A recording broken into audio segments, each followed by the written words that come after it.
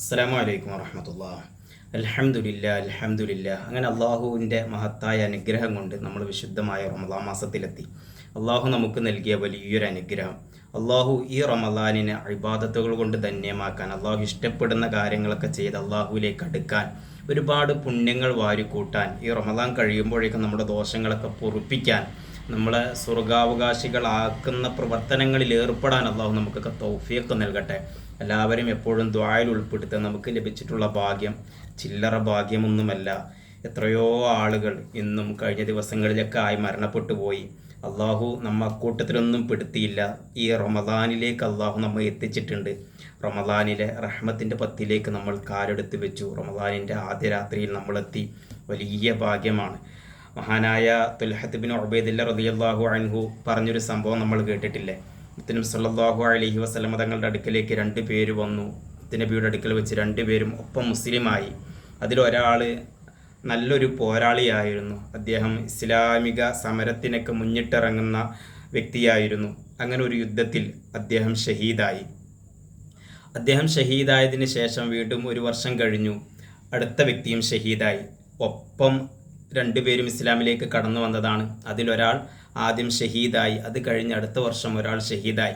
മഹാനായ തുൽഹത്ത് ബിൻ ഉബൈദില്ല തങ്ങൾ പറയാണ്, ഒരു ദിവസം ഞാൻ സ്വപ്നം കണ്ടു. ഇന്ത ബാബിൽ ജന്ന, ഞാൻ സ്വർഗത്തിൻ്റെ വാതിലിനടുത്ത് നിൽക്കുകയാണ്. ഞാനുണ്ട്, എൻ്റെ കൂടെ ആ 2 പേരുമുണ്ട്.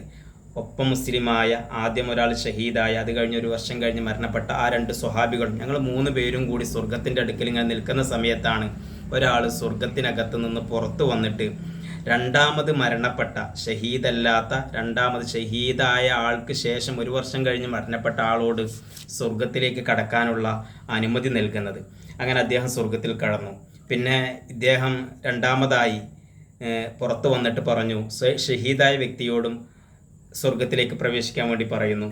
അങ്ങനെ അദ്ദേഹം സ്വർഗത്തിലേക്ക് പ്രവേശിച്ചു. അങ്ങനെ അകത്തേക്ക് പോയി വീണ്ടും തിരിച്ചു വന്നിട്ട് തുൽഹത്ത് ബിൻ ഉബൈദ് തങ്ങളോട് പറഞ്ഞു, നിങ്ങൾക്കിപ്പോൾ സമയമായിട്ടില്ല, നിങ്ങളിപ്പോൾ പോയിക്കോളൂ എന്ന് പറയുകയും ചെയ്തു. അങ്ങനെ ഈ ഒരു സ്വപ്നത്തെക്കുറിച്ച് മഹാനായ തുൽഹത്ത് ബിൻ ഉബൈദില്ല തങ്ങൾ മുത്തുനബി സല്ലല്ലാഹു അലൈഹി വസല്ലം തങ്ങളോട് വന്ന് ചോദിക്കുന്നൊരു ചരിത്രം, ഒരു സംഭവം. മുത്തുനബിയോട് വളരെ അത്ഭുതത്തോടു കൂടെയാണ് തുൽഹത്ത് ബിൻ ഉബൈദില്ല തങ്ങൾ പറയുന്നത്, നബി എങ്ങനെ കണ്ടു? സംഭവം ഷഹീദല്ലേ ആദ്യമായി സ്വർഗത്തിൽ പോകേണ്ടത്, പക്ഷേ ഇവിടെ സ്വർഗത്തിൽ പോയത് വേറെയാളാണല്ലോ, ഷഹീദിൻ്റെ ശേഷം മരണപ്പെട്ട ആളാണല്ലോ എന്ന്. അപ്പോൾ മുത്തനബി സല്ലല്ലാഹു അലൈഹി വസല്ലം തങ്ങളുടെ മറുപടി, അതിൽ എന്ത് അത്ഭുതപ്പെടാനാണുള്ളത്? അതിൽ പ്രത്യേകിച്ച് അത്ഭുതമൊന്നുമില്ല. കാരണം 2 പേരും ഒരുമിച്ചാണ് മുസ്ലിം ആയത്. ഒരേ സമയമാണ് അവർ 2 പേരും ഇസ്ലാമിലേക്ക് കടന്നു വന്നത്. പക്ഷേ ആദ്യം ഷഹീദായ വ്യക്തിക്ക് ശേഷം അടുത്ത ആൾ 1 വർഷം കൂടി, 1 വർഷക്കാലം കൂടി അദ്ദേഹം ജീവിച്ചില്ലേ? ആ 1 വർഷത്തിൽ അദ്ദേഹത്തിന് റമദാൻ എത്തിയില്ലേ? ആ റമദാനിൽ അദ്ദേഹം നിസ്കരിച്ചില്ലേ? അദ്ദേഹം നോമ്പനുഷ്ഠിച്ചില്ലേ? അതാണ് അദ്ദേഹത്തെ ആദ്യമായി സ്വർഗത്തിലേക്ക് എത്തിച്ചത് എന്ന് മഹാനായ റസൂലുള്ളാഹി സ്വല്ലല്ലാഹു അലൈഹി വസല്ലം. അപ്പോൾ റമദാൻ കിട്ടുക എന്ന് പറയുന്നത് അത്രയും വലിയൊരു അനുഗ്രഹമാണ്. റമദാനിൽ കൃത്യമായി നിസ്കരിച്ച് നോമ്പനുഷ്ഠിച്ച് അള്ളാഹുവിൻ്റെ തൃപ്തി കരസ്ഥമാക്കാൻ കഴിഞ്ഞാൽ ഷഹീദിന് ലഭിക്കുന്നതിനേക്കാളും വലിയ പ്രതിഫലം ഒരു റമദാൻ കൊണ്ട് നമുക്ക് ലഭിക്കുമെന്നുള്ളതാണ്. അള്ളാഹു നിങ്ങൾക്ക് തൗഫീഖ് നൽകട്ടെ. ലഅല്ലക്കും തത്തഖൂൻ എന്നാണ് അള്ളാഹു സുബ്ഹാനഹു വ തആല നോമ്പ് നിർബന്ധമാക്കിയതിനെ കുറിച്ച് പറഞ്ഞത്. നമ്മുടെ നിയ്യത്ത് അതായിരിക്കണം, തഖ്വ വർദ്ധിക്കണം. അള്ളാഹു നമുക്കൊക്കെ തഖ്വ വർദ്ധിപ്പിച്ച് തരട്ടെ, ഈമാൻ വർദ്ധിപ്പിച്ച് തരട്ടെ. അള്ളാഹു നമുക്ക് ഈ റമദാനിനെ വേണ്ടതുപോലെ പരിഗണിക്കാൻ, ഇബാദത്തുകൾ കൊണ്ട് ധന്യമാക്കാൻ അള്ളാഹു നമുക്ക് ഭാഗ്യം നൽകട്ടെ. എല്ലാവരും ദുആയിലൊക്കെ ഉൾപ്പെടുത്തണം.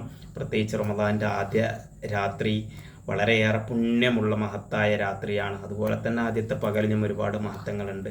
അള്ളാഹു നമുക്കൊക്കെ നല്ലതിന് തൗഫീഖ് നൽകട്ടെ, ഭാഗ്യം നൽകട്ടെ. അസ്സലാമു അലൈക്കും വറഹ്മത്തുള്ളാഹി.